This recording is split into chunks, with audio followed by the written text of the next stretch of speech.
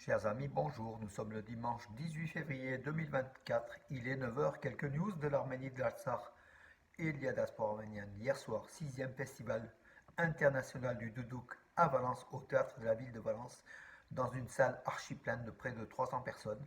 Un superbe festival, une nouvelle fois. Donc, on s'y attendait, mais c'était l'apothéose. Donc, vraiment, la musique arménienne, le doudouk, la clarinette, tous les instruments, le beloul, le canon, euh, c'était la fête, la fête. La chanson avec un kiné, c'est la fête réellement de la musique et de la chanson arménienne.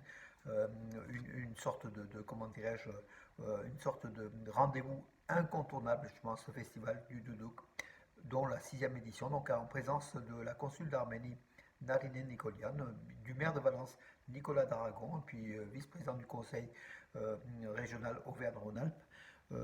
C'était super, tout simplement. Bravo à tous ceux qui ont contribué à la réussite de ce festival, Levon Chatikian, Georges Rasclan, clarinettiste, pardon, Yeriché Gasparian, qui est exceptionnel, exceptionnel. Et puis tous les acteurs, hein, tous les musiciens. Voilà, bravo à tous. Vous pouvez suivre tout cela, mes amis, ceux qui n'étaient pas présents, à travers mes vidéos. Donc j'ai posté ce matin une dizaine de vidéos sur les pages Facebook et puis YouTube, également sur Arménews, Nouvelles d'Arménie. Donc vous pouvez écouter, donc si vous avez du temps, dimanche vous avez du temps peut-être, écouter cette musique arménienne qui est extraordinaire, surtout le son du duduk, le son de la clarinette, et puis cette ambiance arménienne à Valence, Valence qui est la petite Arménie, comme l'a titré l'hebdomadaire Peuple Libre de cette semaine qui est en kiosque d'ailleurs. Euh, donc je tenais à présenter donc ce petit livre c'est une réédition d'un livre qui vient de sortir en format poche, hein, donc aux éditions, enfin, vous pouvez trouver, hein, c'était aux éditions du Rocher au départ. Ça a été publié pour une modique somme de 7,90 € en fait, hein, 260 pages. Un livre écrit par Arsène Tchakarian qui était le compagnon donc, qui a disparu en 2018 à l'âge de 101 ans, qui était le compagnon d'armes de Misak Manouchian.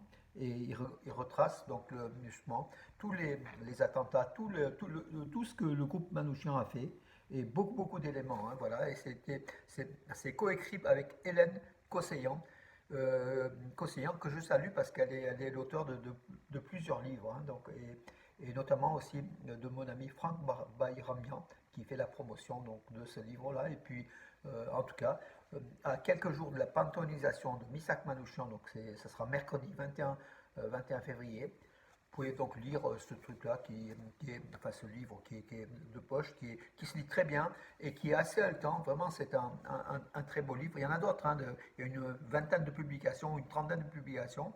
En tout cas, celui-là, j'ai apprécié, mes amis.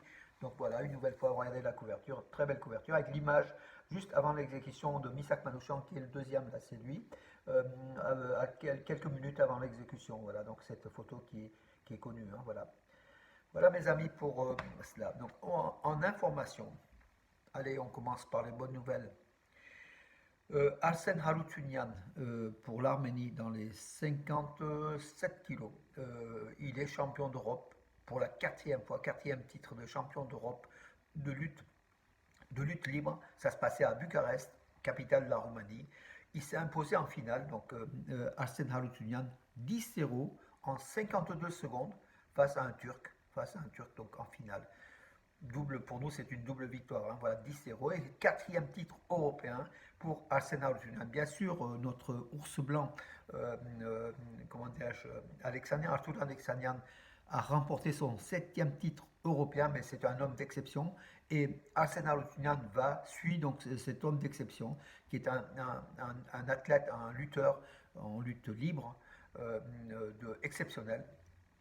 Moi, je croise les doigts pour les JO à Paris, donc 2024, peut-être, peut-être. Ouais. Ne vendons pas la peau de l'ours avant de l'avoir abattu, comme on dit, mais en tout cas, j'ai bon espoir. Et puis, comme les bonnes nouvelles ne viennent jamais seules, un autre Arménien, Arman Andreassian, dans les 70 kilos, est aussi devenu champion d'Europe de lutte libre à Bucarest.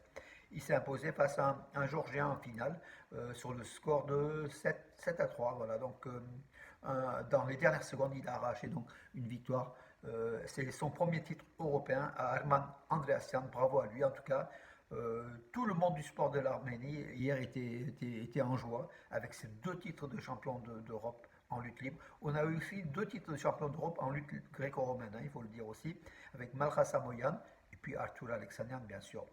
Voilà, bravo à l'Arménie pour cela. Donc en information hier, donc c'était comme important aussi. Donc oui, encore en sport, pardon. Aujourd'hui, c'est la finale de la Coupe du Monde au Caire qui donne des qualifications au JO donc, de Paris 2024. Sachant qu'il y a déjà un Arménien qui est qualifié en gymnastique. Et hier, donc Vaken Davetian en gymnastique aux anneaux, il a eu la médaille d'argent, donc deuxième place. Qualification des Jeux de JO de Paris 2024. Bravo à lui. Passons, comment dirais-je, en politique, oui, en international pour l'Arménie. Donc la réunion hier à Munich, trilatérale, entre Nicole Pachinian, Olaf Scholz, le chancelier allemand, et Ilham Aliyev, a eu lieu donc hier à Munich dans le cadre de la conférence de Munich sur la sécurité. Un certain nombre de promesses, donc Olaf Scholz a demandé donc à l'Arménie et à l'Azerbaïdjan d'avancer sur les accords de paix. Euh, A priori, bon, Aliyev, bien sûr, il dit toujours oui, c'est bon, ça marche, mais après on verra ce qu'il fera. Il n'est pas fiable, hein, tout simplement. Mais a priori, les Allemands mettent aussi la pression après la France, bravo la France, et puis là, l'Allemagne qui prend un petit peu le relais de la France pour essayer d'accélérer le processus de paix pardon, entre l'Arménie et l'Azerbaïdjan. Et puis d'ailleurs, l'Allemagne, le ministre arménien de la Défense, qui était aussi au conseil oui, à la conférence de Munich sur la sécurité, en marge de cette conférence, il a rencontré son homologue allemand. Euh, donc Soulen Babican a rencontré son homologue allemand, le ministre de la Défense d'Allemagne, Boris Pistorius, voilà, on a déjà entendu, hein, donc voilà. Et puis ils ont évoqué donc la coopération militaire arméno-allemande et la demande surtout donc de développer cela un peu plus, voilà. Pourquoi pas la fourniture d'armes allemandes à l'Arménie, comme après la France, l'Allemagne pourrait aussi suivre le relais, hein, tout simplement.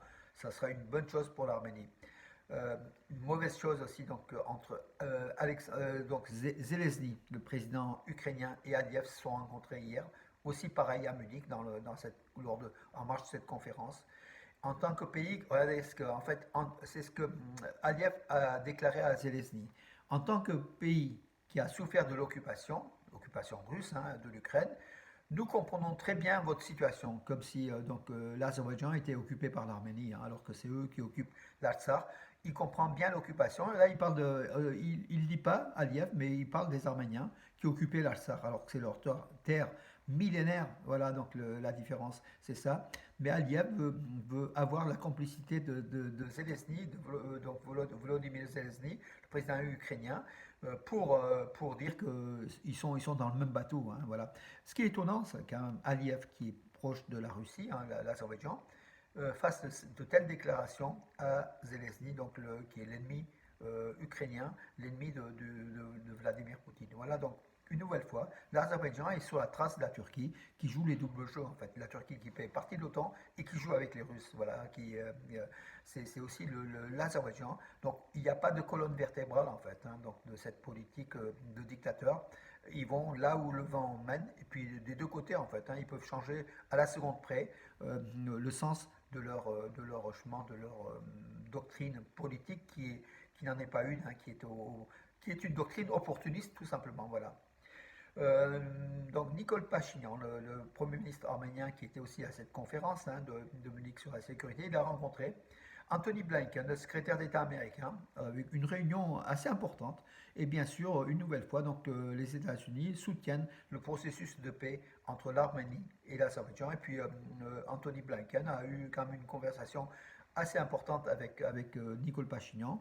Nicole Pachinian qui a affirmé que lui, il avait mis tout en œuvre pour que les accords de paix puissent se réaliser dans le cadre de la transparence et de la démocratie, chère à Washington. D'ailleurs, Blinken a salué les efforts faits de l'Arménie pour cela, et puis il a appelé aussi l'Azerbaïdjan à faire de même. Voilà, donc une réunion importante donc, à Munich une nouvelle fois.